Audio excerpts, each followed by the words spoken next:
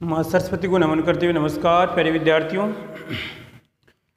तो देखो, हम पीछे वाली कक्षा में किसके बारे में चर्चा कर रहे थे, आपको मालूम होगा सभी को।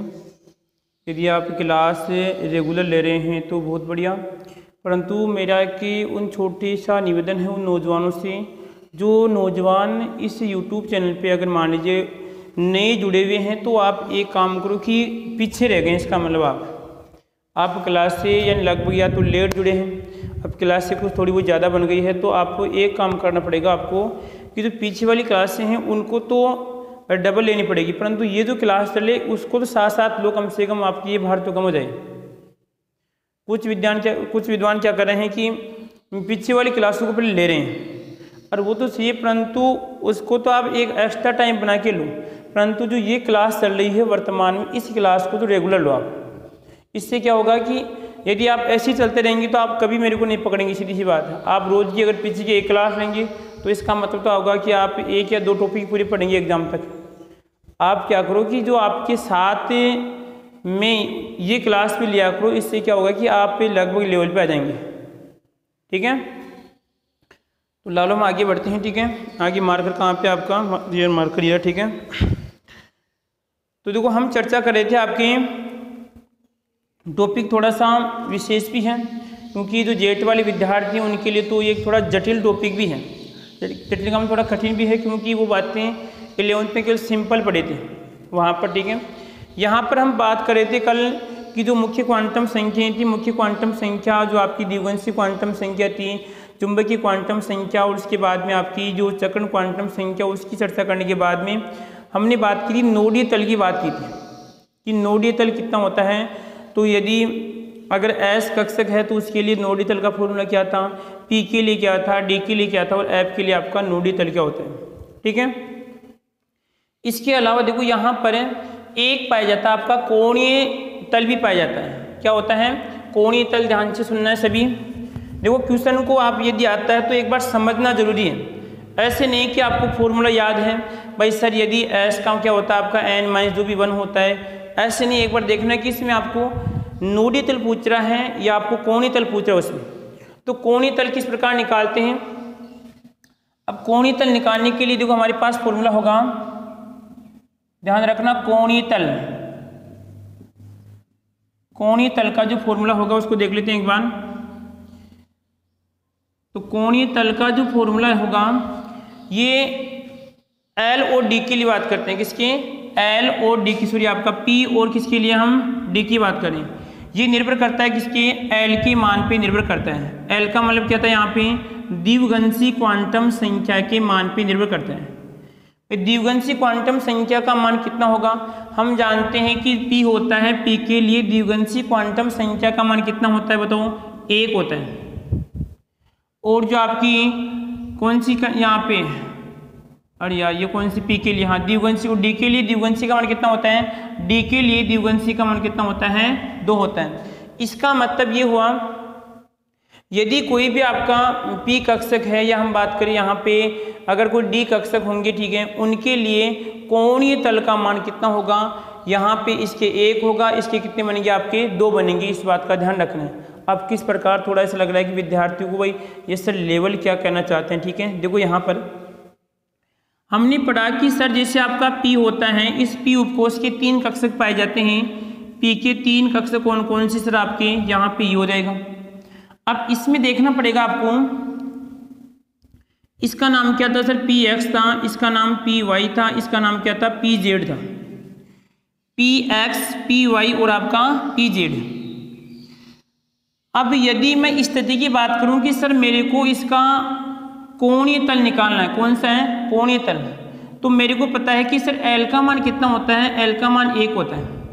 कितना होता है, L का मान 1 है। तो बताओ यहाँ पे इनके लिए कितने होंगे कोणीय तल की मान, इनके कोणीय तल का मान भी क्या होगा, 1 होगा। यानी इसका मतलब हुआ इसके लिए भी कोणीय तल 1 बनेगा, इसके लिए भी कोणीय तल 1 बनेगा, इसके लिए भी कोणीय तल 1 बनेगा। अब वो बनेगा किस प्रकार, यहाँ पे इस बात को हम सोचें। देखो, ये केवल आपका पूरा 3D चलता है सिस्टम। यदि आप ऑफलाइन क्लास होती तो हम फिर भी आपको अभी कोशिश करता हूँ, ठीक है, बनाने की, कहते हैं जुगाड़ करते हैं, जैसे हम बोलचाल की भाषा में कहते हैं कि जुगाड़ करके समझाना। ठीक है, क्योंकि वैसे तो एक टीचर के पास आवश्यक सामग्री उपलब्ध होनी चाहिए, परंतु आप भी समझते हो कि कोरोना काल चल रहा है, ठीक है। तो देखो यहाँ पर ये आपका कौन सा है सर, पी एक्स है। अब आप मेरे को इससे बताओ कि जो आपका P हमने पढ़ा था, P की आकृति कैसी होती है, P की आकृति सर आपकी कैसी थी बताओ, डमलाकार थी। कैसी थी बताओ, डमलाकार थी। अब जब P की आकृति डमलाकार थी तो एक बात आप थोड़ी बहुत सोचना एक बार, यदि मैं थोड़ा जुगाड़ कर रहा हूँ, ठीक है, जुगाड़ कर लेते हैं, हो जाए तो अच्छा ही है, जुगाड़ कर लेते हैं आपके लिए, यदि शायद हो सकता है जुगाड़ हो जाए तो। एक बार ध्यान से समझना, आपको मैं थोड़ा इधर से एक पेन लेके आ रहा हूँ, ये गिर नहीं जाएगा, इधर से जुगाड़ करते हैं, जुगाड़ से आपको समझाना पड़ेगा। देखो इनको समझना है, कुछ के तलों का चक्कर पड़ रहा है, एक बार दो हैं, एक चलो मार्कर से काम चलाते हैं, जुगाड़ हो जाएगा। देखो इधर हम मान लीजिए सभी को दिख रहा होगा, ठीक है, ये हमारा क्या है सर आपका बताओ, इसको आपने x मान लिया, ठीक है, और इसने क्या मान लिया बताओ आपको, ये वाला सर आपका क्या है, y है।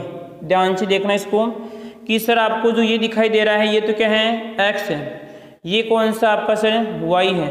अब बताओ z कहाँ पे होगा, z कहाँ पे होगा, देखो इसकी यदि लंबाई भी आ गई तो इसकी चौड़ाई भी आ गई, और ये वाली जो आपके सामने देखो इस वाली स्थिति में होगा, अगर मैं इसको ऐसे पकड़ूँ, ऐसे मान लीजिए इस वाली स्थिति के अंदर दिख रहा होगा आपको, तो खैर ऐसे मान लो इस प्रकार। देखो आप ये तो मैं क्या मानता हूँ, जो मार्कर है वो तो क्या हमारा यहाँ पे मार्कर तो सर हमारा जेड है। ये किसको मान लिया मैंने बताऊँ, ये मैंने वाई को मान लिया, ये किसको मान लिया मैंने बताऊँ, यहाँ पे एक्स को मान लिया। अरे कोई दिक्कत किसी को इसमें। अब ये बोल रहा है कि यदि मैं कहूँ कि पी एक्स की बात करता हूँ, तो पी एक्स की स्थिति में बताओ डंबल कहाँ पे होगा। पी एक्स की स्थिति में यदि मैं एक्सओ के ऊपर डंबल को मानता हूँ, क्या करता हूँ, एक्सओ के ऊपर मैं डंबल को मानता हूँ, परंतु एक समस्या खड़ी हो रही कौन सी, कि सर कल हमने क्या पढ़ा था, ये तो क्या था आपका पी एक्स वाई। देखो ध्यान से बात को समझना, यदि केवल एक्स में होता तो इसका मतलब क्या है कि ये जो आपका डंबल होगा ना, ये डंबल इस एक्स पे ही आएगा, इस प्रकार इस पे आएगा, इस एक्स पे आएगा। परंतु हमने पढ़ा था पी एक्स वाई, क्या पढ़ा था हमने, पी एक्स वाई। तो मैं एक बार इनके नाम ठीक कर लेता हूँ। देखो यहाँ पर क्या आएगा, इनके नाम आएंगे पी एक्स वाई, उसके बाद में जाएगा यहाँ पे P x Z, P x Z, और ये हो जाएगा आपका इसमें पी वाई जेड, क्या हो जाएगा, पी वाई जेड है। अब देखना ध्यान से, इनका मतलब क्या है कि जो अब की बार डंबल है वो एग्जिट एक्सओ पे नहीं है, वो क्या है एक्सओ के बीच में है। कहाँ पे है बताओ, एक्सओ के बीच में होगा। अब देखो कि पहला कौन सा सर, यहाँ पे पी एक्स वाई है। अब पी एक्स वाई है तो किन के, देखो यहाँ पे सर ये तो आपका एक्स और वाई, तो यहाँ पे डंबल इनके बीच में होगा, इस प्रकार डंबल इनके बीच में लेकर और यहाँ से इस प्रकार नीचे वाले पार्ट पे निकलेगा। आगे यहाँ पे इन दोनों के बीच में दिख रहा है सभी को। अगर मान के चले ऐसे मान लो कि यहाँ से डंबल जाएगा, ये इसको क्या मान रहे हैं आप, एक्स है, ये आपका वाई है। नोट कर लो अपनी कॉपी में सर किसको क्या मान रहे। यहाँ पे जो नीला है इसको तो क्या माना मैंने, एक्स माना है, रेड को वाई माना है, और इस मार्कर को क्या मान लिया मैंने, जेड माना है। तो अगर बीच की बात कर रहा है तो इन दोनों के बीच में से आएगा और इस प्रकार निकलेगा इसमें आपका, तो कौन सा आएगा इसमें आपका, पी एक्स वाई, ठीक है। अब पी एक्स वाई है तो सर इसके लिए हमारे पास कौन सा नोडी तल बनेगा, वो बाद में कोणी तल की बात, पहले एक बार इनको समझा। इसी प्रकार सर कहाँ पे आपका पी एक्स जेड। अब देखो पी एक्स जेड है तो सर ये तो आपका एक्स और ये जेड है, तो अब इन दोनों के मध्य यहाँ से आएगा इस प्रकार, यहाँ से आपका डंबल बनेगा, ठीक है, दिख रहा है सभी को। यहाँ से डंबल आएगा और यहाँ से आपका एक डंबल इधर आएगा। कौन कौन से के बीच में आना चाहिए, एक्स या आपका जेड और एक्स के बीच में आना चाहिए, बीच में आना चाहिए। दोनों के बीच में आधा डंबल इधर आएगा और आधा डंबल इधर आएगा। इसी प्रकार कौन सा इसमें पी एक्स वाई, कौन सा इसमें बताओ, P X Y, sorry P आपका वाई जेड है, तो पी वाई जेड देखो यहाँ पर सर ये आ जाएगा वाई और ये जेड, डंबल इन दोनों के बीच में आएगा, इन दोनों के बीच में आधा इधर आएगा, आधा डंबल आपका इधर आएगा, ठीक है। ये तो कब की बात है, जब यहाँ पे क्या होते हैं, डंबल दोनों एक्सिस होते हैं उनके बीच में पाए जाते हैं। परंतु यदि मैं कहूँ कि अब की बार डंबल क्या है कि मान लीजिए सर इस एक्स के ऊपर है, क्या है बताओ, इस एक्स के ऊपर ऐसे मान लीजिए, डंबल एक्स के ऊपर ही है, बिल्कुल एग्जिट एक्स के ऊपर है। तो उस स्थिति में जो तल बनेंगे कौन से तल कहलाएंगे आपके, कोणीय तल। तल का मतलब क्या है कि सर वहाँ पे इलेक्ट्रॉन पाए जाने की संभावना क्या होगी, सबसे कम होगी। तो देखो उस तल का नाम क्या होगा, उस तल का नाम हो जाएगा, दो तल बनेंगे, ध्यान रखना कितने इसमें, सॉरी एक बनेगा, कौन सा बनेगा इसमें, एक कौन सा देखते हैं भी, कितना था इसमें, एल का मान कितना आएगा इसमें, एल का मान 1 है। अब सर कौन सा तल बनेगा, कौन सा तल बनेगा, यदि मान लीजिए, फिर रिपीट कर रहा हूं, अगर मान लीजिए इसके ऊपर है या एक्स के ऊपर आ रहा है, इसे कहाँ पे आ रहा है, एक्स के ऊपर आ रहा है, तो उस स्थिति में कौन सा तल बनेगा, उस स्थिति में कौन सा तल बनेगा। परंतु सर समस्या हमारी ये है कि पहली बात तो हमें ये भी मालूम होना चाहिए कि बताओ कि पी में मध्य में होते हैं या आपके एक्सों पे होते हैं। तो सर पी में तो क्या होते हैं, आपके मध्य में पाए जाते हैं, क्या होते हैं, पी में तो मध्य में पाए जाते हैं। तो पी में मध्य में पाए जाते हैं तो सर आपका एक ही बनना चाहिए इसमें, क्या बनेगा इसमें, ध्यान रखना एक ही बनेगा। अब एक कौन सा बनेगा, एक कौन सा बनेगा, आपको याद रखना, जब तक मैं आपको डी नहीं समझाता हूं जब तक आपको याद रखना है कि यदि x के लिए क्या बनेगा सर आपका एक बनेगा, कौन सा बनेगा इसमें बताओ, x के लिए क्या बनेगा इसमें, वाई जेड बनेगा, कौन सा बनेगा इसमें, वाई जेड बनेगा, ठीक है। इसी प्रकार यदि मान लीजिए हमारा कोई दूसरा होगा तो उसके लिए भी देखेंगे, ठीक है। परंतु आपको ध्यान रखना है, पहली बात नोट कर लेना लालो यहाँ पर कि यदि कोणीय तल की संख्या यदि p है तो कौन सा होगा इसमें, आपका एक होगा। आपसे पूछ सकता है उस तल का नाम क्या होगा, x के लिए तल का नाम क्या होगा, y के लिए तल का नाम क्या होगा, और यहाँ पे मैं बात करूँ कि जो आपका इसमें कौन सा कहलाएगा इसमें, या पी एक्स वाई जेड के लिए क्या होगा, या पी वाई जेड के लिए उस तल का नाम क्या होगा, ठीक है। अब दूसरी बात देखो कि सर यहाँ पे आपका पी एक्स जेड है तो इसके लिए भी तल तो एक ही हो, क्योंकि यहाँ पर आपको जो द्विगुणसी क्वांटम संख्या दिखेगी इसमें, इसका मान 1 है, वो तल एक ही बनेगा इसके लिए भी। अब वो तल आएगा कौन सा, आपको देखना है कि सर वो तल आएगा कौन सा, ये पहचान करनी है। इसी प्रकार सर यहाँ पे पी वाई जेड है, इसके लिए भी क्योंकि देखो पी का मान 1 है तो क्योंकि एल का मान इसका मान से 1 होगा तो इसका भी क्या बनेगा, 1 ही बनेगा। यहाँ तक अभी तक याद रखना है, क्योंकि अभी तक मैंने आपको बताया, समझाऊंगा जब मैं डी और दोनों को साथ लूंगा जब, ठीक है। अब देखना हमें डी को देखना साथ में, डी को यहाँ पे लिख रहा हूँ मैं, डी को भी साथ में देखना है। तो ऐसे बताओ डी के लिए कितने तल बनेंगे आपके, अगर मैं लिखूँ यहाँ पे इसको, अगर मैं बात करूँ यहाँ पे डी के लिए, अगर हम क्या निकालते हैं, कोणीय तल, क्या निकालते हैं डी के लिए, यदि हम कोणीय तल निकालें तो डी के लिए कोणीय तल निकालने के लिए हमारे पास एल का मान कितना है, 2 होता है। तो सीधी सी बात है यहाँ पे सर इसके 2 तल बनेंगे, कितने बनेंगे, 2 तल बनेंगे। 2 तल कौन कौन से बनेंगे, यहाँ पे देखना है कि एक तो क्या होता है उसका डी एक्स वाई होता है, एक होता है सर इसमें डी एक्स जेड होता है, और एक होता है इसमें आपका डी वाई जेड होता है, ये 3 पाए जाते हैं। अब सर यहाँ पे देखो ये फिक्स है कि एल का मान 2, तो इसमें सर 2 तल बनेंगे, कितने बनेंगे, 2 कोणीय तल बनेंगे। अब 2 कौन कौन से हो सकते हैं भाई, 2 कौन कौन से हो सकते हैं, यदि मैं इनका नाम लिखूं, एक तो हो जाएगा इसमें जेड एक्स हो जाएगा, और एक हो जाएगा इसमें जेड वाई हो जाएगा। इसी प्रकार यहाँ पे देखना इनके लिए कौन सा कहलाएगा, इसके लिए जाएगा वाई एक्स, और यहाँ पे जाएगा इसका वाई जेड। इसके लिए क्या हो जाएगा इसमें, यहाँ पे आएगा एक्स वाई, और यहाँ पे जाएगा एक्स जेड। यदि इसके लिए भी सर कितने 2 बन रहे हैं, इसके लिए भी देखो 2 बन रहे हैं, इसके लिए भी कितने बन रहे हैं, 2 बन रहे हैं। अब परंतु एक बात याद रखना कि जो D X square minus Y square, इसके लिए यहाँ पे कोई भी कोणीय तल नहीं होगा। इसी प्रकार जो डी जेड स्क्वायर है, इसके लिए भी ध्यान रखना कोई कोणीय तल नहीं होगा, इस बात का ध्यान रखना है। क्या समझे लालो यहाँ पर, इसके लिए भी सर आपका 1 तल होगा, इसके लिए भी 1 होगा, इसके लिए भी क्या होगा, 1 होगा। परंतु यहाँ पर इसके लिए कितने होंगे, 2 तल होंगे, इसके लिए भी 2 तल होंगे। क्वेश्चन पूछ सकता है लालू इस प्रकार देगा आपको, ठीक है। अगर मैं थोड़ा क्वेश्चन लेवल की बात करें, ठीक है, कि आपसे पूछेगा कि डी एक्स वाई में बताओ कितने कोणीय तल होंगे या कौन कौन से कोणीय तल होंगे। तो देखो याद करने का तरीका ये, इसमें सर ये एक्स वाई है, इसमें जेड नहीं है, तो दोनों के साथ जेड चिपका के लिख दो, दोनों के साथ देखो, इसके साथ पहले इसके जेड और इसके साथ भी जेड, तो आपके दो तल बन गए। इसी प्रकार सर यहाँ पर भी इसके साथ क्या चिपकाया मैंने, इसके साथ क्या चिपकाना वाई, और इसके साथ क्या चिपकाना आपको वाई बन जाएगा। ठीक है, इसी प्रकार इसके साथ क्या चिपकाया जे एक्स, इसके साथ भी क्या चिपका दिया एक्स। तो इस प्रकार आपको याद रखना है।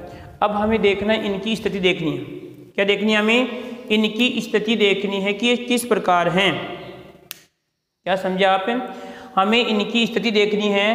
पहला तो कहाँ पे बताओ, एक्स वाई में, कहाँ पे है एक्स वाई में है, और वापस वो स्थिति बनानी पड़ेगी। यदि आपके पास 3 पेन है, या अगर मान लीजिए आपके पास कोई 3 छड़ हैं छोटी, तो उनसे भी आप एक बार आप भी बनाने की कोशिश करो, मेरी साथ साथ बनाओ। ठीक है, यदि आपको याद करना है साथ में रटना है तो कोई दिक्कत नहीं, आप रट लो। तो मैं आपको कुछ समय दे रहा हूँ, ठीक है, व्यवस्था कर लो फुर्ती से, फिर साथ साथ बढ़ते हैं आगे। जब तक मैं वापस इसको एडजस्ट कर लेता हूँ। एडजस्ट ये, इसमें क्या दिक्कत है, वो ये हो जाएगा वाई, और ये हो जाएगा इसमें आपका जेड।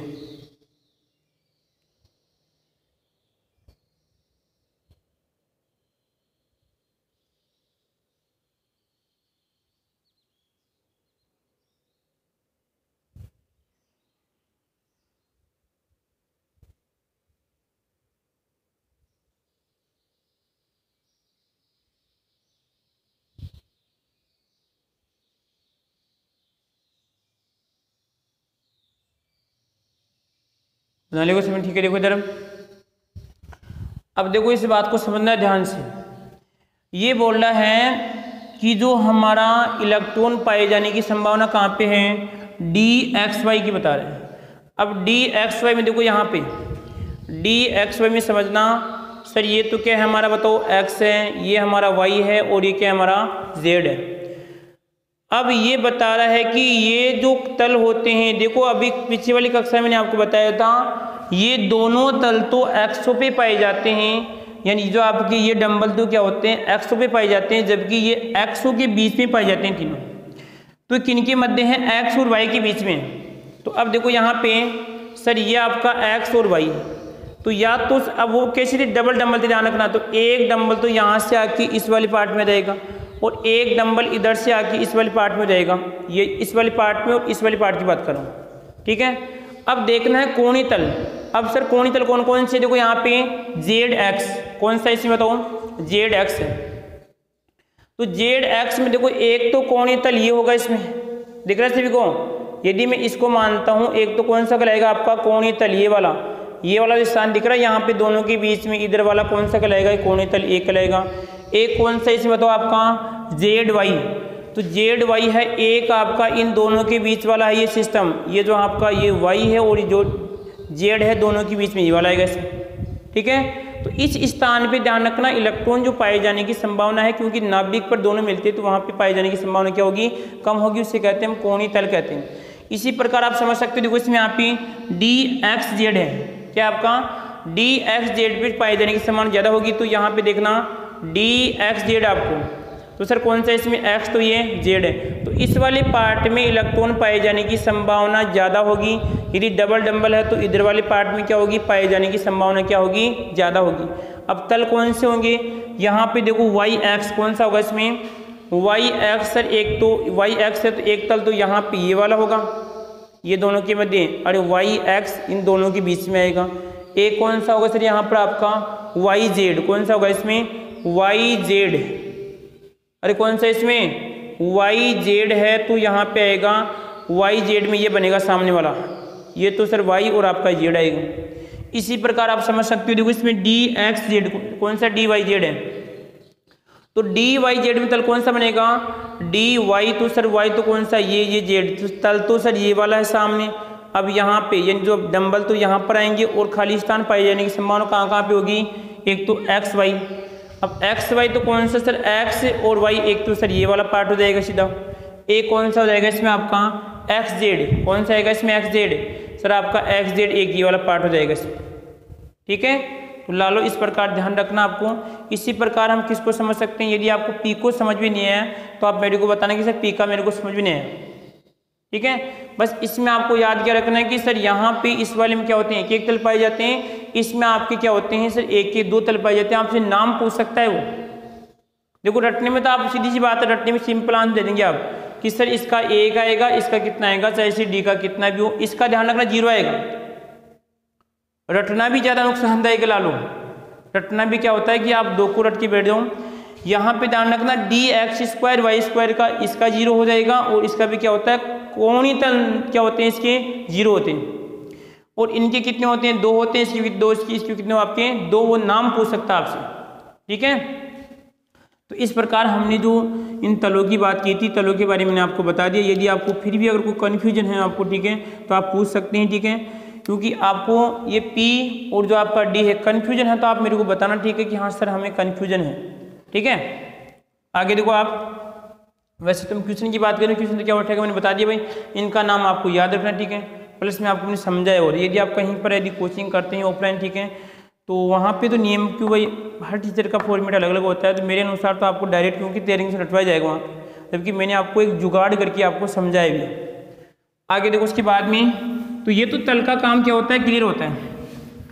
उसके बाद में, क्योंकि ये दूसरा टॉपिक है ना, बहुत ही लगभग अंतिम कगार पे होने वाला पूरा। ठीक है, अब आता है अगला हमारा सिस्टम, देखिए हम अब आती है ऊर्जा का क्रम देखना है। ऊर्जा की जैसे हमारे कक्षक पाए जाते हैं, ठीक है, या उपकोष पाए जाते हैं, उनको किस प्रकार व्यवस्थित किया जाता है, उनकी ऊर्जा का क्रम देखा जाएगा। जैसे आपने सुना होगा कि इलेक्ट्रॉनिक विन्यास किस प्रकार बढ़ते हैं। एक तो किसके आधार पर बढ़ते हैं, यहाँ पे ऊर्जा के आधार पर बढ़ते हैं, और एक उपकोष के आधार पर, 2 प्रकार से बढ़ते हैं। तो मैं आपको बताऊंगा कि किस प्रकार यहाँ पर आपके जो उपकोष पाए जाते हैं, जो उनके कक्षक व्यवस्थित होते हैं, उसमें किस प्रकार उनको व्यवस्थित किया जाता है। ठीक है, तो यहाँ पे आएगा कक्षकों की ऊर्जाएं, कक्षकों की ऊर्जाएं देखनी है। अब ऊर्जा क्या होगी, देखो ध्यान से इधर।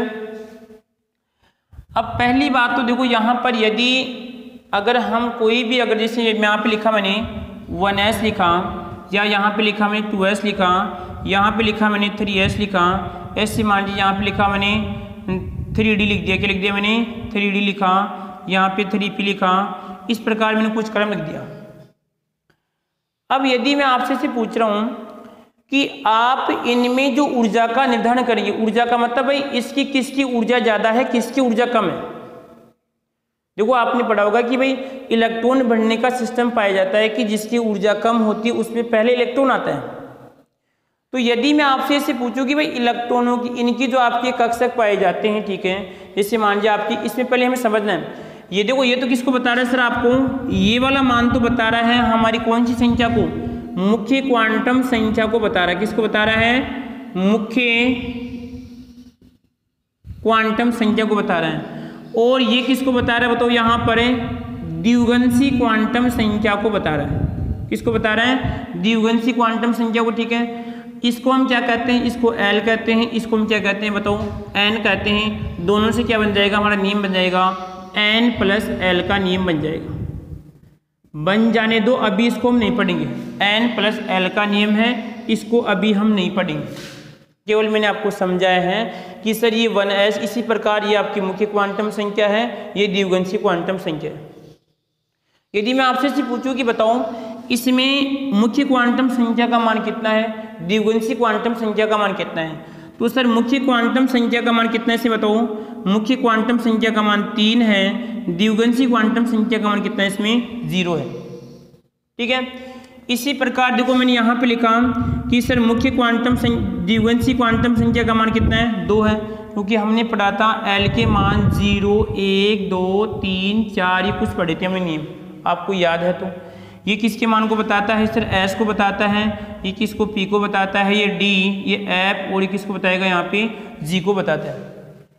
ठीक है, और ये शायद क्योंकि 2 तो गम में डूब गए, किस में डूब गए आपके, 2 तो गम में डूब गए। ठीक है, कुछ विद्यार्थी यहाँ पर क्योंकि झूठे भी होते हैं तो यहाँ पर उनकी बात करें यहाँ पर, तो S P D की बात की हमने, तो सर यहाँ पे देखो P है, अब P कितना है, और यार ये क्या हो गया, इसमें 0, यहाँ पे 1 आएगा, तो देखो यहाँ पे P का कितना आएगा सर आपका 1 आएगा, यहाँ पे 3 है तो ये कितना आएगा इसका, ये 3 हो जाएगा, ये दोनों बन जाएगा, N + L बन रहा है यहाँ पे। इसी प्रकार देखो सर यहाँ पे 3, बताओ D का मान कितना है, यहाँ पे D का मान यहाँ पे कितना है, 2 है, तो यहाँ पे कितना आएगा 2।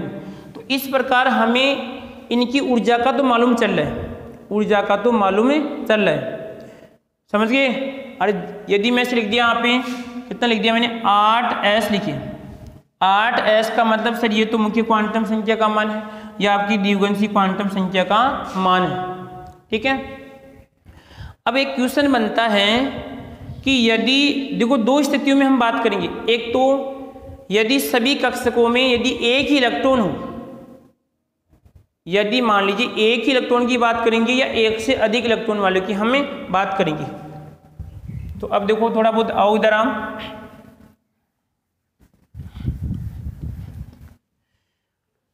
हमने देखा कि जो आपका हाइड्रोजन परमाणु की बात करें या हम बात करते हैं हाइड्रोजन कक्षकों की बात करते हैं, हाइड्रोजन उपकोष या हाइड्रोजन कक्षकों की बात करें। अब हाइड्रोजन कक्षक की बात करते हैं तो इसमें क्या आता है सर, आपका एक ही इलेक्ट्रॉन आता है। क्या आता है, एक ही इलेक्ट्रॉन होगा। और कितना होगा इसमें, हाइड्रोजन कक्षकों के लिए एक इलेक्ट्रॉन, एक इलेक्ट्रॉन की बात करें। अब एक इलेक्ट्रॉन का मतलब ध्यान रखना, यदि किसी कक्षक में या किसी उपकोष की बात करते हैं विपाटन पे, यदि एक ही इलेक्ट्रॉन है तो एक ही इलेक्ट्रॉन के लिए ऊर्जा का निर्धारण, नोट करना बात को, एक इलेक्ट्रॉन के लिए ऊर्जा का निर्धारण केवल मुख्य क्वांटम संख्या के आधार पे किया जाता है, मुख्य क्वांटम संख्या के आधार पे किया जाता है। ध्यान रखना, लालू कहेगा कि हाइड्रोजन कक्षकों के लिए या उपकोष की बात करते हैं, हाइड्रोजन कक्षकों के लिए ऊर्जा का निर्धारण केवल मुख्य क्वांटम संख्या के आधार पर किया जाता है। इसका मतलब ये हुआ लालो, यहाँ पे 1s, यहाँ पे लिखा मैंने 2s 2p, यहाँ पे लिखा मैंने 3s 3p 3d, और यहाँ पे लिखा मैंने 4s 4p 4d और 4f लिखा। अब आपसे पूछ रहा है कि हमारे पास 1 2 3 ये 4 स्थितियां बन गई, और मैंने क्या कहा कि जब इन सभी में क्या मान रहा हूँ, एक ही इलेक्ट्रॉन मान रहा हूँ कि एक इलेक्ट्रॉन की स्थिति में क्या देखना, हमें इनमें ऊर्जा का क्रम देखना है। तो इस स्थिति में क्या होता है कि सर हमें तो केवल ऊर्जा की जानकारी इसी संख्या से होती है, n के मान से क्या होती है, ऊर्जा की जानकारी होती है। क्योंकि अभी मैंने आपको बोला है मुख्य क्वांटम एक इलेक्ट्रॉन वाले, ध्यान रखना, एक इलेक्ट्रॉन की स्थिति में ऊर्जा का निर्धारण केवल मुख्य क्वांटम संख्या के आधार पे होता है। अब देखो कि सर मैं यदि इन दोनों की बात करूं तो आपसे यदि मैं पूछता हूं कि एक इलेक्ट्रॉन की स्थिति में बताओ किसकी ऊर्जा ज़्यादा है, किसकी ऊर्जा कम है, तो एक इलेक्ट्रॉन की स्थिति में यहाँ पे ध्यान रखना इन दोनों की ऊर्जाएं क्या होगी, बराबर होगी। और यहाँ पे अगर मैं कहूँ कि इसकी ऊर्जा इससे क्या होगी, ज़्यादा होगी, क्योंकि हमें इनसे तो कोई मतलब ही नहीं है ना। ये तो सर आपकी द्विगुणित क्वांटम संख्या है, और सर इसमें भी क्या है कि मुख्य क्वांटम संख्या का मान 2 है, इसमें भी मुख्य क्वांटम संख्या का मान कितना है, 2 है। आवाज़ चेक कर लेते हैं कहीं मेहनत बेकार नहीं बग जाए, ठीक है, आया कुछ समझ में। इसी प्रकार मैं कहूँ कि यहाँ पर यदि इन तीनों की ऊर्जाएं समान है, कारण क्या है कि सर इसमें भी मुख्य क्वांटम संख्या का मान 3 है, इसमें भी 3 है, इसमें भी आपका 3 है, तो तीनों का यहाँ पे क्या है कि जब तीनों का मान समान है तो यहाँ पे तीनों की ऊर्जाएं समान होगी। केवल किसके लिए, ध्यान रखना, एक इलेक्ट्रॉन हाइड्रोजन के लिए क्या काम, यह आपका नियम लागू होता है यहाँ पर। इसी प्रकार यहाँ पे देखना इनकी ऊर्जाएं क्या होती है लालो, यहाँ पर क्या होती है, सभी की समान होती है, ठीक है। अब यदि मैं आपसे इसमें क्रम पूछता हूँ तो क्रम क्या आएगा, सबसे कम ऊर्जा इसकी होगी, क्यों होगी सर, n का मान इसमें 1 है, इसमें n का मान 2 है, इसमें n का मान 4 है, तो जिसमें n का मान सबसे कम होगा उसकी ऊर्जा क्या होगी, सबसे कम होगी, केवल एक इलेक्ट्रॉन के लिए। तो यहाँ पे रहेगा ये वाला, इसमें आ जाएगी आपकी सीक्वेंस बनेगी, ठीक है। अरे कोई दिक्कत यहाँ किसी को इसमें, चलो ये तो कोई दिक्कत नहीं है। अब यदि एक से अधिक इलेक्ट्रॉन है तो वहाँ पर नियम कुछ चेंज होगा, यदि एक से अधिक इलेक्ट्रॉन है तो वहाँ पर कुछ नियम चेंज होगा, उस नियम को भी हम देखते हैं। एक बार इसको आप लिख लो, नोट्स बना के लिख लो, ठीक है। मैं एक बार टाइम चेक कर लेता हूँ क्लास का।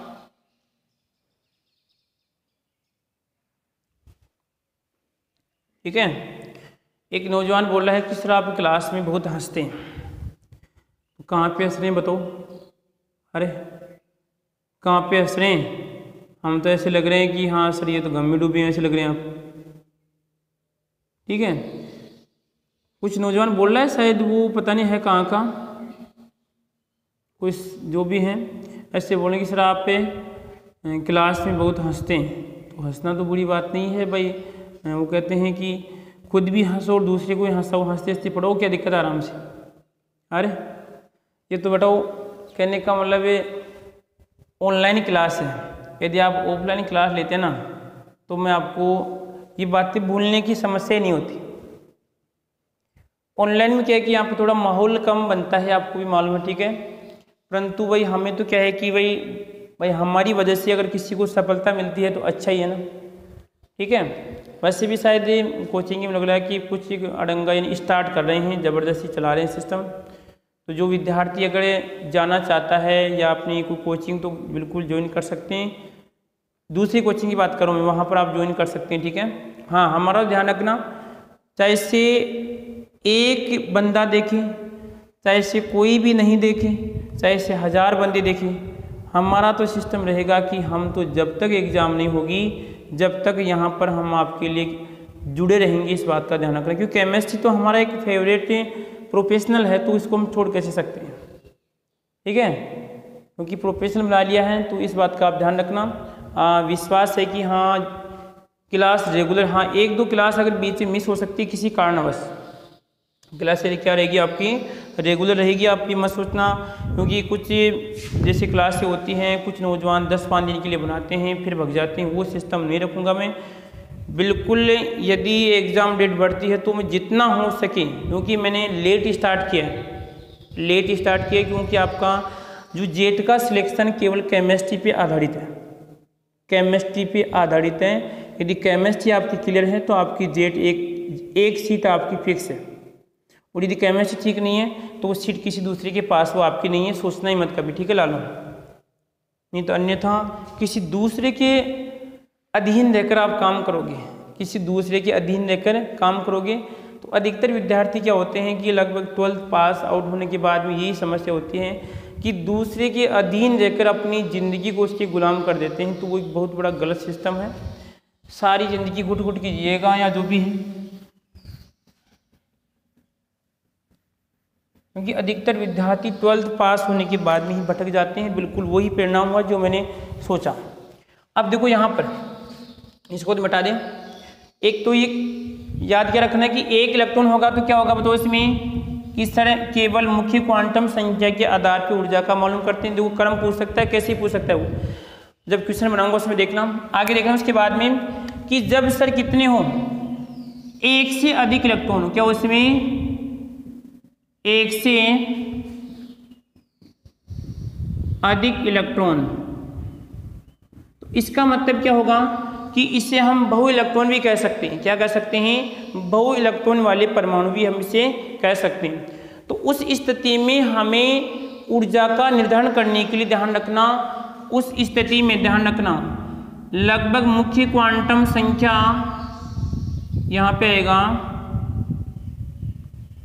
मुख्य क्वांटम संख्या तथा द्विगुणसी क्वांटम संख्या के आधार पे निकाला जाता है, के आधार पर ऊर्जा ज्ञात की जाती है। इस बात का ध्यान रखना है। पहली बार कुछ इस प्रकार लाइन लिख रहा हूँ, ठीक है। यानी इसका मतलब क्या होगा कि सर दोनों, जैसे मैंने लिखा यहाँ पे 3s और यहाँ पे लिखा मैंने 4s लिखा, यदि मैं अगर यहाँ पे क्या लिखा 3s लिख दिया, मैंने क्या लिखा 3s लिखा, और यह लिख दिया इसे मालूम लिखा 4p लिखा, तो इस स्थिति में क्या होगा कि सर इसकी ऊर्जा कितनी होगी। देखो यहाँ पे इसकी ऊर्जा आएगी सर आपकी 0, क्योंकि L का मान कितना होता है, S के लिए 0 होता है। इसकी कितनी आएगी सर आपकी 3, तो ऊर्जा का मान कितना होगा बताओ, इसमें टोटल ऊर्जा का मान कितना होगा, इसमें 3 होगा। परंतु इसमें देखना सर कितनी है 4, L का मान कितना है बताओ, L का मान सर 1 होता है, तो प्लस 1 आएगी तो कितनी हो जाएगी इसमें आपकी 5 आएगी। और यहाँ पे कितनी आएगी सर आपकी ये 4, तो इसकी कितनी होती है L का मान 0, तो इसमें कितनी आएगी वो तो यहाँ पे 4 आएगी। तो ये ऊर्जा का क्रम देखो इस प्रकार यहाँ पे निकाला जाता है। परंतु अभी तक ध्यान रखना, मैंने बोला था अभी कि N+L का नियम अभी तक हम नहीं पढ़े लालू, N+L का नियम नहीं पढ़े, केवल ऊर्जा निकालना भाई किसकी ऊर्जा अधिक हो सकती है किसकी कम हो सकती है।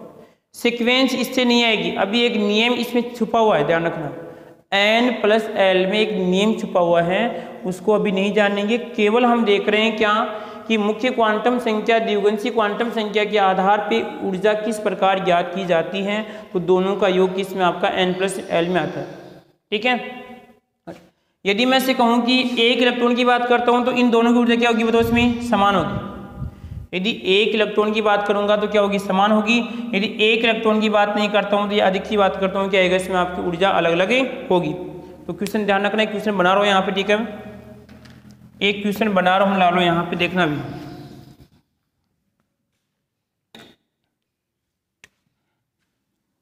क्वेश्चन देखो यहाँ पे 3s 3p 3d ये वाला क्वेश्चन है। अब मैंने कहा कि बताओ एक इलेक्ट्रॉन के आधार पे किसकी ऊर्जा अधिक होगी। एक इलेक्ट्रॉन के आधार पे हम सोचिए तो किसकी ऊर्जा अधिक होगी। तो लो यहाँ पे देखना, एक इलेक्ट्रॉन के आधार पे क्या करते हैं, इस वाले का कोई जो आपकी द्विगुणित क्वांटम संख्या है इसका कोई मतलब नहीं होता है। तो सर यहाँ पे क्या होगा, ये सभी की ऊर्जाएं क्या होगी बताओ यहाँ पे समान होगी, इस बात का ध्यान रखना है। और यदि मैं क्वेश्चन बनाता हूँ यहाँ पे कि बहु इलेक्ट्रॉन वाले किसी परमाणु में बताओ यहाँ पे इन कक्षकों की जो ऊर्जाएं होगी उन ऊर्जाओं का मान बताइए आप। तो अब देखो कि सर यहाँ पे हमारे पास नियम था, इसमें क्या हो जाएगा 3 में क्या जुड़ेगा 0 जुड़ेगा, 3 में सर आपका इसमें 1 जुड़ेगा और 3 में क्या जुड़ेगा यहाँ पे बताओ इसमें 2 जुड़ेगा इसमें। ठीक है, तो कितनी हो जाएगी सर इसकी ऊर्जा 3 हो जाएगी, इसकी 4 हो जाएगी, इसकी 5 हो जाएगी। तो बताओ किसकी अधिक होगी ऊर्जा, इस 5 वाले की ऊर्जा क्या होगी अधिक होगी। तो लालो देखो ऑप्शन एक ही है, ऑप्शन एक ही है। क्वेश्चन बनने के तरीके यहाँ पे क्या हैं अलग अलग हैं। अब आप किस प्रकार पढ़ते हैं आपके ऊपर है, आप किस प्रकार अपनी ज़िंदगी को झंडू बनाते हैं वो आपके ऊपर है। ठीक है, झंडू बनाने की धार में लगे हुए नौजवान, लगे रहो बेटा फुर्ती से। अब देखो कि आगे और समझिए इस बात को, अरे कोई दिक्कत किसी को इसमें, जो मुख्य बात दोनों समझ में आ गई। अब एक बात हम समझते हैं, आपने एक बात पढ़ी होगी परिरक्षण प्रभाव। कौन सा प्रभाव, परिरक्षण प्रभाव।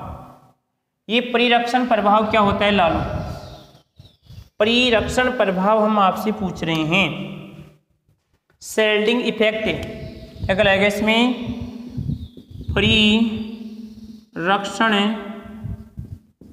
परिरक्षण प्रभाव, शेल्डिंग इफेक्ट। और एक आपने नाम सुना होगा प्रभावी नाभिकीय आवेश, प्रभावी नाभिकीय आवेश, इसे हम जेड इफेक्ट भी कहते हैं। क्या कहते हैं, जेड इफेक्ट भी कहते हैं।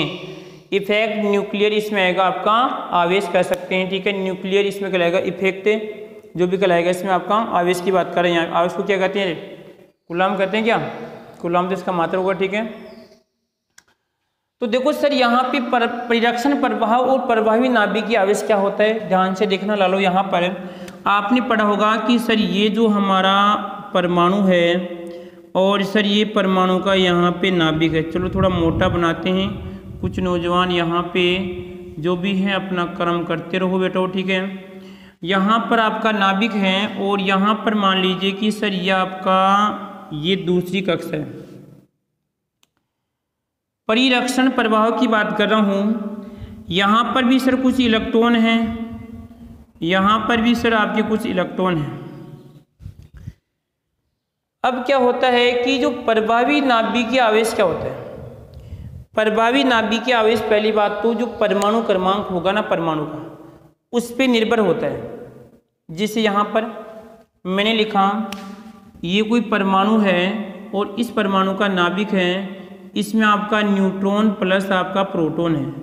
इसमें सर पी का मान कितना है कि सर 16 है और यदि मैंने लिखा कि सर आपका कोई यहाँ पे परमाणु है, इसमें N और आपका P है, इसमें P का मान कितना है 17 है, तो अब देखो कि बताओ यहाँ पे किसका प्रभावी नाभिकीय आवेश अधिक होगा। मैंने बोला कि प्रभावी नाभिकीय आवेश यहाँ पे P के मान पे यानी बोले तो परमाणु क्रमांक पे निर्भर करता है, तो इसका प्रभावी नाभिकीय आवेश क्या होगा, ज़्यादा होगा। कोई दिक्कत किसी को इसमें? ये होता क्या है, ये कहने का मतलब है जो आपके बाह्यतम कोश की बात करें, क्योंकि प्रभावी नाभिकीय आवेश एक प्रकार का अट्रैक्शन है। क्या है? एक प्रकार का अट्रैक्शन है, जिससे आप भी कभी कभार करते हो अट्रैक्शन, ठीक है। या कुछ नौजवान तो ऐसे मान लीजिए कि जिनकी अगर हम बात करें, नज़रों की बात करें, ठीक है, इतनी घातक होती है कि सामने वाले को क्या कर देती है, घायल कर देती है, तो वो क्या है, एक तरह का आपका अट्रैक्शन ही है। तो यहाँ पर भी यही हो रहा है। आप देखना कहीं बिल्कुल किसी आप डेकोरेशन में जाते हैं, बिल्कुल नज़रों से क्या हो, बिल्कुल जो भी तार भिड़ जाते हैं, तो यहाँ पर भी क्या हुआ कि सर ये प्रभावी नाभिकीय आवेश इलेक्ट्रॉन के मध्य क्या होता है, एक तरह का अट्रैक्शन पाया जाता है। इससे क्या होता है कि परमाणु आकार में कमी जो बढ़ी उसको देख लेंगे। तो प्रभावी नाभिकीय आवेश एक प्रकार का क्या होता है दोस्त में, एक प्रकार का आकर्षण बल कहते हैं इसे, ठीक है। कोई दिक्कत किसी को? अब देखो उसके बाद में कि परिरक्षण प्रभाव। परिरक्षण का मतलब होता है किसी के अधीन रहकर हमारी सुरक्षा पाना, जो आजकल एक लोगों की परंपरा बनी हुई है। किसी के अधीन हो जाना, किसी के परिरक्षण, शायद मेरी रक्षा तो कहते हैं कि वो रक्षा करेगा, और मैं कहता हूँ कि मेरी रक्षा कोई नहीं करेगा। कुछ कहते हैं कि जब आप कोई डूब जाता है तो कोई उसका दोस्त आएगा। मेरे को तो कोई उम्मीद है नहीं, मेरे को तो कोई उम्मीद है नहीं, ठीक है, कि ये बातें पॉसिबल, क्योंकि एक परिरक्षण प्रभाव की बात करें आप, किसी के अधीन होना। तो देखो यहाँ पर आप, ये सर बाहरी कोश है, ये सर आपका आंतरिक कोश है। अब ये आंतरिक कोश क्या करता है, यहाँ पे ध्यान रखना। एक तो क्या सिस्टम पढ़ा हमने कि जो प्रभावी नाभिकीय आवेश यहाँ पे इसके ऊपर लग रहा है। मान लीजिए कि सर इसका मान कितना है, यदि मैं प्रभावी नाभिकीय आवेश की बात करता हूँ 5 कूलाम मान लो, कितने कि सर ये 5 कूलाम लग रहा है, कितने 5 कूलाम लग रहा है।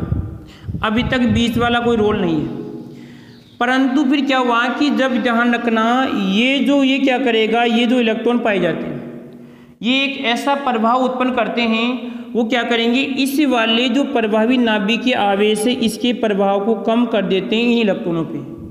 जैसे ये क्या करते हैं, इनका प्रभाव उत्पन्न होता है तो ये क्या करेंगे, इसको कितना कर देंगे, ऐसे मान लो कि 4 कूलाम, कितना कर दिया, 4 कूलाम कर दिया है, तो कितना सर 5 है, इस पे कितना लग रहा है, 4 लग रहा है। एक क्या हुआ, एक यहाँ पे ये जो अंदर आंतरिक कोश के इलेक्ट्रॉन हैं, वो आंतरिक कोश के इलेक्ट्रॉन क्या कर देते हैं, इसके इस प्रभाव को कम कर देते हैं, प्रभावी नाभिकीय आवेश को। प्रभावी यानी परिभाषा क्या बनेगी, आंतरिक कक्षकों में उपस्थित इलेक्ट्रॉनों के द्वारा प्रभावी नाभिकीय आवेश के मान में कमी करने को ही हम परिरक्षण कहते हैं, और इस प्रभाव को ही हम परिरक्षण प्रभाव कहते हैं। लिख लो अगर लिखना चाहो तो, फिर रिपीट कर रहा हूँ, ध्यान रखना। आंतरिक कक्षकों में उपस्थित इलेक्ट्रॉनों के द्वारा प्रभावी नाभिकीय आवेश के मान में कमी करने को तो परिरक्षण कहते हैं, और इस प्रभाव को हम क्या कहते हैं, परिरक्षण प्रभाव कहते हैं। लालो इस बात का ध्यान रखना, ठीक है। इसका मतलब क्या होता है कि इन बाहरी इलेक्ट्रॉनों पे वास्तविक प्रभावी नाभिकीय आवेश नहीं लगता है, जितना होता है उतना नहीं लगता है। क्यों नहीं लगता है, क्योंकि सर ये जो परिरक्षण प्रभाव इनके द्वारा उत्पन्न होता है, कौन सा, जो इनके प्रभाव को कम करता है, तो क्या हो जाएगा, थोड़ा बहुत इन पे कम लगता है, ठीक है। अरे कोई दिक्कत यहाँ किसी को इसमें, कोई समस्या? तो परिरक्षण प्रभाव आप अच्छी तरह समझ गए होंगे, या हम कहें कि जो आपका प्रभावी नाभिकीय आवेश प्रभाव आप अच्छी तरह समझ गए होंगे, ठीक है। और कोई दिक्कत यहाँ किसी को इसमें? अगर समस्या है तो आप पूछ सकते हैं कि सर हमारी ये आपकी समस्या है। अब आगे देखो यहाँ पर, अब यदि एक बात ध्यान रखना कि जैसे जैसे परमाणु क्रमांक बढ़ता है, जैसे जैसे से बताओ कि सर परमाणु क्रमांक बढ़ेगा, तो परमाणु क्रमांक बढ़ेगा तो आपका प्रभावी नाभिकीय आवेश बढ़ेगा। तो प्रभावी नाभिक की आवेश बढ़ेगा तो परमाणु के आकार में क्या होगी बताओ। अरे जब ये वाला जो आपकी ये बल बढ़ेगा तो यहाँ पे इलेक्ट्रॉनों को अपनी ओर खींचेगा, क्या करेगा, अपनी ओर खींचेगा। तो अपनी ओर खींचेगा तो आकार में क्या होगी बताओ, कमी होगी। परंतु एक समस्या और है कि यदि सर अगर हम किसी परमाणु का क्रमांक बढ़ाते हैं तो इलेक्ट्रॉन की संख्या भी बढ़ती है। तो लालो यहाँ पे ध्यान रखना, यदि इलेक्ट्रॉन की संख्या इस वाली कक्षा में बढ़ती है तो परिरक्षण प्रभाव भी बढ़ेगा। परंतु सर इलेक्ट्रॉन की संख्या तो बाहर वाली कक्षा में बढ़ रही है, इलेक्ट्रॉन की संख्या तो बाहर वाली कक्षा में बढ़ रही है, इसलिए यहाँ पे परिरक्षण के प्रभाव में कोई परिवर्तन नहीं होगा। इस बात का ध्यान रखना। ये कुछ लालों की समस्या भी थी जब हम लगभग शायद 12th क्लास को पढ़ा रहे थे। 12th का मतलब जहाँ बायो वाले बंदे थे, एक बार उनको ठीक है तो वो बोल रहे थे कि सर ये समस्या, इसका कारण ये है कि खैर आप तो कर नहीं पड़े हो ठीक है, परंतु सोचो आप जैसे जैसे परमाणु क्रमांक बढ़ाते हैं तो सर सीधी सी बात है कि प्रभावी नाभिक की आवेश बढ़ता है, तो साथ में सर इलेक्ट्रॉन ही बढ़ रहा है। इलेक्ट्रॉन बढ़ेगा तो सर यहाँ पे, क्योंकि यार हम जानते हैं लालों थॉमसन को याद करो कि जितना इलेक्ट्रॉन होता है उतना इसमें प्रोटॉन, या जितना प्लस माइनस होता है उतना ही क्या होता है, प्लस पाया जाता है। तो जी पी बढ़ेगा तो क्या इसमें ई भी बढ़ेगा। मैंने बताया था आपको, ये वाला तरीका याद है सभी को, ये वाला तरीका किस प्रकार रिप्रेजेंट करते हैं एक्स के मान को, ठीक है। नीचे जितने परमाणु क्रमांक होते हैं एक उदासी में उतने क्या होते हैं, इलेक्ट्रॉन पाए जाते हैं। तो यहाँ पे क्या पढ़ा, फिर रिपीट कर रहा हूँ, ध्यान रखना बात जरूरी है कि जैसे जैसे परमाणु क्रमांक बढ़ता है तो प्रभावी नाभिक के आवेश के मान में क्या होती है बताओ, वृद्धि होती है। परंतु परिरक्षण प्रभाव में वृद्धि नहीं होगी। यहाँ पे क्यों नहीं होगी, क्योंकि आने वाला इलेक्ट्रॉन बाहरी कक्षा में यदि आंतरिक कक्षा में होता है तो परिरक्षण प्रभाव में क्या होगा, परिवर्तन होता है, ठीक है। अब देखो कि सर यहाँ पे आगे हम देखें इनका यदि क्रम बनाएं,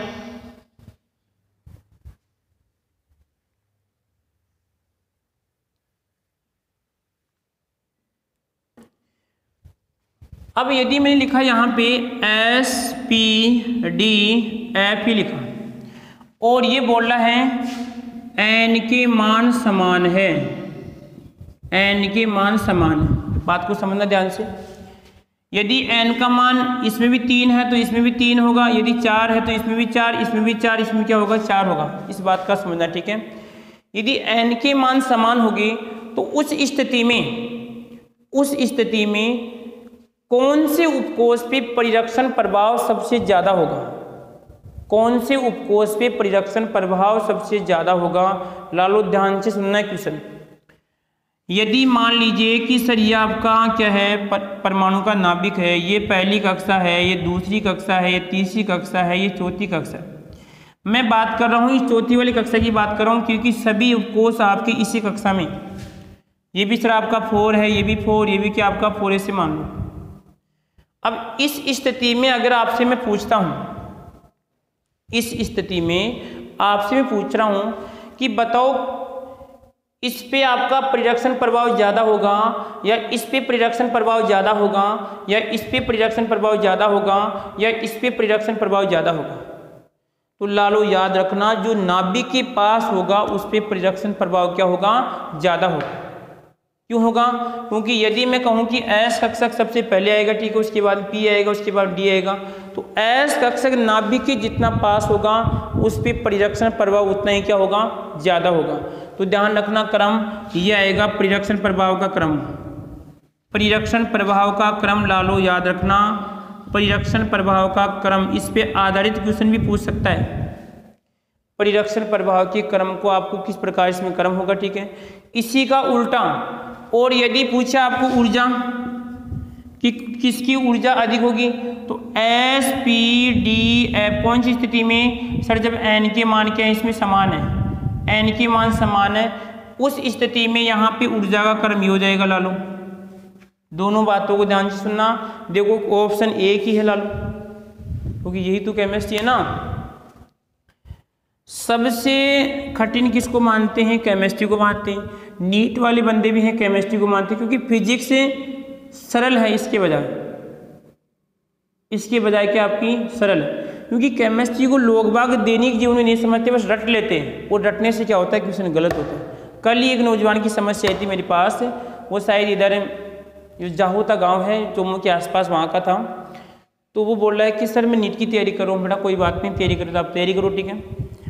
तो वो लगभग शायद 2 या 3 साल तैयारी कर रहे हैं। तो वैसे बोल रहा है कि सर मेरे लगभग जो बायोलॉजी है उसमें भी लगभग बढ़िया नंबर आ रहे हैं, ठीक है, और फिजिक्स में मेरे बढ़िया नंबर आ रहे हैं, ठीक है, लगभग 50 में से सर 48 या 45 के आसपास क्वेश्चन में कर लेता हूँ, ठीक है, इनको टेस्ट देता है रोज़, ठीक है। तो मैंने कहा कि तेरा सिलेक्शन क्यों नहीं हो रहा? तो कि सर मेरी केमिस्ट्री वीक है। तो मैंने सोचा यार आप तो नीट की तैयारी करो फिर भी आपकी केमिस्ट्री वीक है।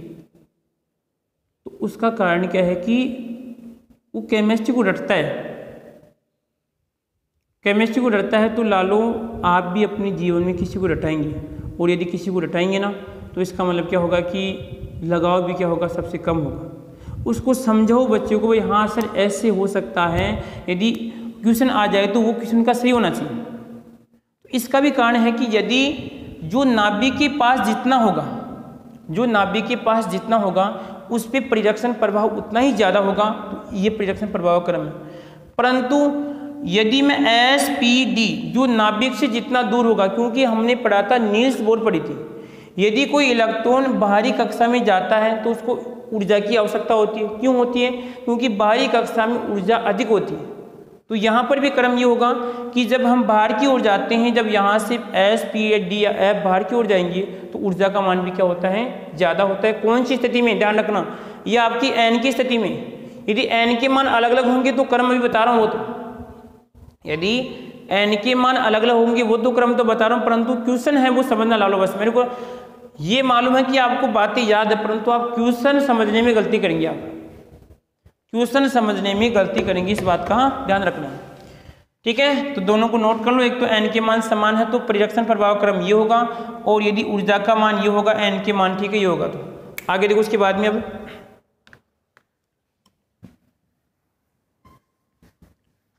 अब यदि N के मान अलग अलग हैं, क्या है, यदि N के मान अलग अलग हैं तो यहाँ पे ऊर्जा का क्रम देखो, यहाँ पर मैं लिख रहा हूँ, यहाँ पे देखिए, यहाँ पे लिखा मैंने 1s लिखा, यहाँ पे लिखा मैंने 2s लिखा, यहाँ पे 3s लिखा, यहाँ पे लिखा मैंने 4s लिखा। उसके बाद में लिखा मैंने यहाँ पे 1s, क्या बताओ 2p आता है क्या, 1p आता है क्या, नहीं आता है, शायद पीछे वाली कक्षा में मैंने बताया था। शुरुआत ही कहाँ से 2p से होती है, तो यहाँ पे जाएगा आपका 2p आ जाएगा। यहाँ पे क्या जाएगा 3p आता है क्या, 2d आता है क्या, नहीं आता है, तो यहाँ पे आएगा 3p, और यहाँ पे आएगा 4p, यहाँ पे क्या आएगा बताओ इसमें, यहाँ पे आ जाएगा सर ऐसे मान लो, इसमें आएगा आपका 3d, और यहाँ पे आएगा इसमें आपका 4d आ जाएगा। इनको समझना है। अब हमें इनकी ऊर्जा का क्रम देखना है, क्योंकि सर n के मान देखो सभी में अलग अलग है, तो n के मान अलग है, तो यहाँ पे देख लो नियम कौन सा, वही n प्लस आपका नियम होगा, ठीक है। यहाँ पे देखना कि सर इसका कितना है 1, और कितना इसमें आपका 0, ये L का मान ही, n का मान कितना आएगा सर, इसका 1 आएगा। इसके बाद देखो सर इसकी कितना आएगा 0, और कितना आपका 2, तो इसकी कितनी आएगी 2 आएगी। इसकी कितनी आएगी 2, और आपका 1 कितना हो जाएगा, इसमें आपका 3 आएगा। अब देखो यहाँ पे इन दोनों में तो सबसे, इसकी सबसे कम है कोई दिक्कत नहीं, परंतु इन दोनों में देखो सर ऊर्जा किसकी ज़्यादा है, इसकी ज़्यादा है। तो सर ये भाई साहब थोड़ी सी ऊपर आएंगे, इसे ये लो यहाँ पे आएंगे, इससे थोड़े क्या आ जाएंगे, इससे ऊपर आएंगे। अब देखो यहाँ पे कितनी थी ऊर्जा, 4 थी, कितनी 3 थी, अरे 4 थी 3 थी यहाँ पे, अरे यार इसमें क्या था 2p था, यहाँ पे 2p आएगा, अरे यार 2p आएगा इसमें। तो 2p कितनी, इसमें 3 थी, तो 3 यहाँ पे 2, और इसकी कितनी आ गई थी आपकी 3 आई थी शायद, ठीक है, तो 3 इसकी ज़्यादा हो गई, ठीक है। उसके बाद देखो यहाँ पे ऊपर आ गए, तो अरे भाई थोड़ा बहुत इसी ऊपर है। अब इसकी ऊर्जा निकालो एक बार, सभी की ऊर्जा निकालो। यहाँ पर ऊर्जा निकालते कितनी आएगी सर, इसकी 3 आएगी, इसकी कितनी आएगी बताओ सर, इसकी 4 आएगी, इसकी कितनी आएगी सर, यहाँ पे 3 और 2 कितनी आएगी 5 आएगी, इसकी कितनी आएगी 4 आएगी, इसकी कितनी आएगी 4 1 5 आएगी, इसकी कितनी आएगी 4 2 कितनी आएगी 6 आएगी, ठीक है। तो अब यदि मैं यहाँ पे इनको ऊर्जा के क्रम में व्यवस्थित करता हूँ, आने वाला बिंदु भी यही आ रहा है, अगला बिंदु भी यही आ रहा है, ठीक है, परंतु ये केवल तो मैं हिंट में समझाऊंगा यहाँ पर कि जब क्या होगा इसमें n के मान में क्या होता है, परिवर्तन होता है। तो देखो n के मान में परिवर्तन, तो यहाँ पे इसकी 2 है, इसकी कितनी है 3 है। अब सर समस्या हो गई, 3 और 3 में पहले कौन आएगा सर, इसकी भी 3 है, इसकी भी 3 है। इस समस्या को, समान वाली समस्या को कहाँ तक छोड़ दो, समान वाली समस्या को ला लो n प्लस जब n का नियम समझाऊंगा आगे वाली कक्षा में आएगा, ध्यान रखना बिल्कुल। आगे वाली कक्षा में n समान वाले को छोड़ दो आप। अब देखो कि सर यहाँ पे कितना है, यहाँ पे 4 और 5 कितना है 4 5, तो यहाँ पे 5 तो ऊपर आएगा, ये लो ये कौन सा आएगा इसमें आपका 3D ऊपर आएगा यहाँ पे। तो ये सर इस प्रकार ऊर्जा क्रम रहेगा इसमें, जैसे जैसे हम निकालेंगे वो क्या आना चाहिए आपका ऊपर आना चाहिए उससे, ठीक है।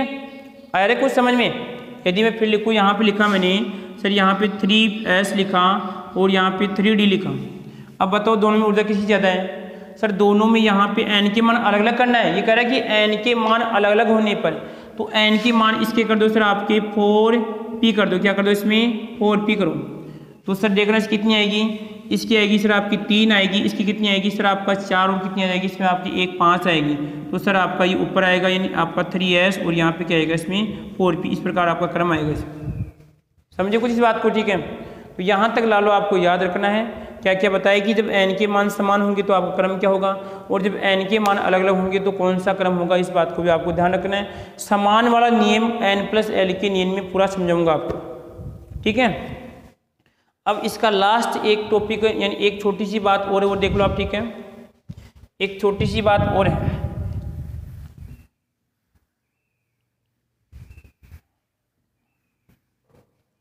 यदि मैं आपसे ऐसे पूछूं कि बताओ इन कक्षकों का निर्माण क्यों होता है, कक्षकों का निर्माण क्यों होता है। शायद मैंने पहले भी आपको बता दिया है कि जब उपकोषों का क्या होता है विपाटन होता है तो उसमें क्या होगा कक्षकों का निर्माण होता है, क्योंकि दो प्रकार के, एक तो चुंबकीय इलेक्ट्रॉन का और एक बाह्य चुंबकीय बल काम करते हैं, तो आपके कक्षकों का निर्माण होता है, ठीक है। अब आओ बिंदु पे आगे।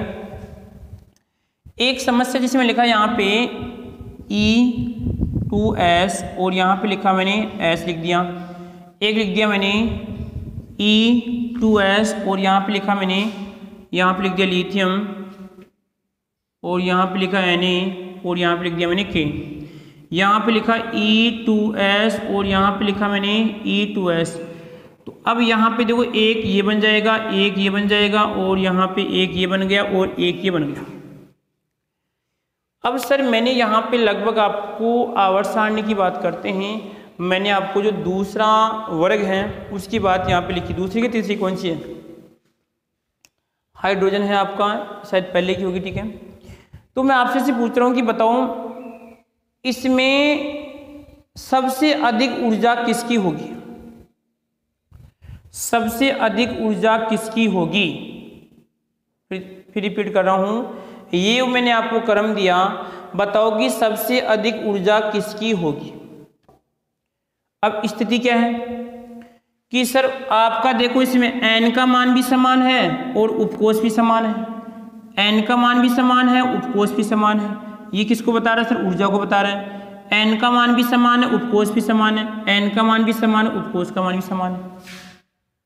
तो फिर क्या हुआ सर यहाँ पे आगे देखो सर, इसका परमाणु क्रमांक 1 है, इसका परमाणु क्रमांक कितना है सर आपका, लिथियम का कितना होता है भाई, हाइड्रोजन हीलियम लिथियम कितना आएगा इसका 3, सोडियम का 11 और यहाँ पे पोटेशियम का 19। सर इसका परमाणु क्रमांक 1 है, इसका 3 है, इसका 11 है, इसका 19 है। इसका मतलब सर कुछ ना कुछ परमाणु क्रमांक से संबंधित है, कुछ ना कुछ परमाणु क्रमांक से संबंधित है। अब क्या संबंधित है ये तो आपको भी सोचना है, मैं आपको सोचने का समय दे रहा हूँ, ठीक है। क्वेश्चन ये है कि बताओ किसकी ऊर्जा अधिक होगी, क्वेश्चन ये है किसकी ऊर्जा अधिक होगी। लालो यहाँ पे ध्यान रखना, किसकी ऊर्जा अधिक होगी। आ जाओ रे फुर्ती से लगाओ, फुर्ती से लगाओ, ठीक है।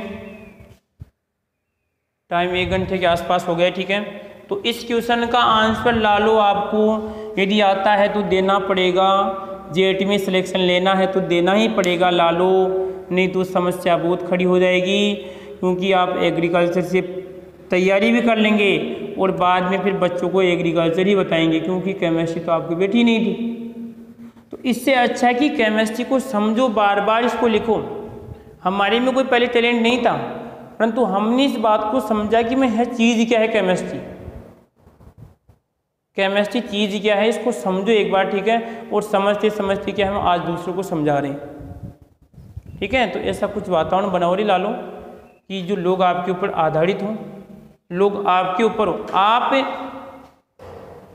लोग आपके ऊपर आधारित हो, ऐसा कुछ वातावरण बनाओ। आप आधारित मत बनो, आप आधारित मत बनो। तो क्वेश्चन का आंसर आपको देना है। यदि आप रेगुलर क्लास लेते हैं और यदि आप में टैलेंट है कि हम कुछ कर सकते हैं तो आंसर आएगा लालो, अन्यथा सोच लेना आपके साथ क्या होगा। ठीक है। तो हम आज के लिए आपसे क्या ले रहे हैं, आज की क्लास के लिए सभी को नमस्कार। ठीक है। और जो भी आप हैं अच्छी पढ़ो, आराम से मज़े करो और बढ़िया जो भी अपने काम कर रहे हो काम करो।